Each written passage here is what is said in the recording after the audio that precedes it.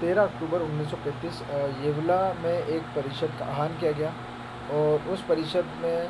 हैदराबाद रियासत के कुछ लोग और मध्य प्रांत के कुछ लोग जो थे मौजूद थे, और उसी तरह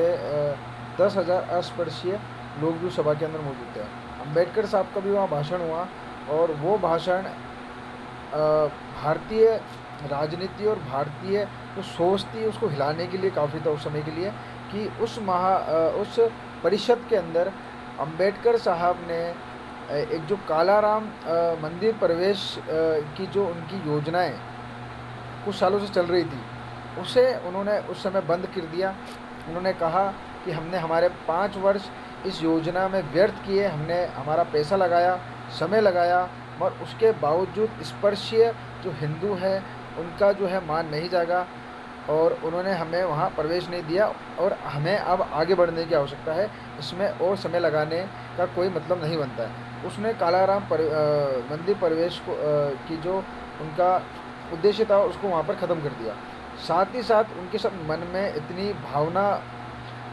आ चुकी थी कि उन्होंने उस मंच से ये आह्वान किया कि जिस भी जाति धर्म में हमें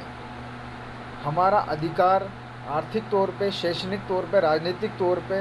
और समानता का अधिकार अगर हमें जिस भी धर्म में मिलेगा, हमें उस धर्म को क्यों नहीं अपना लेना चाहिए,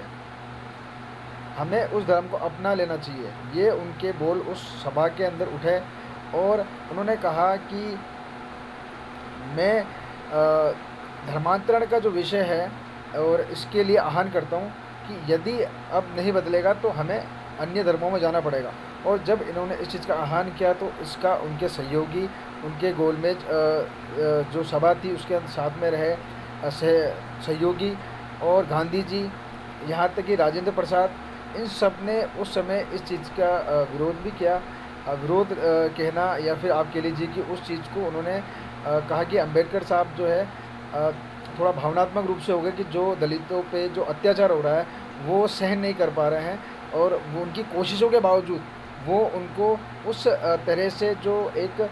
समानता का अधिकार वो नहीं दिला पा रहे हैं। तो शायद इस विषय में उन्होंने करा और उस समय जो जितने भी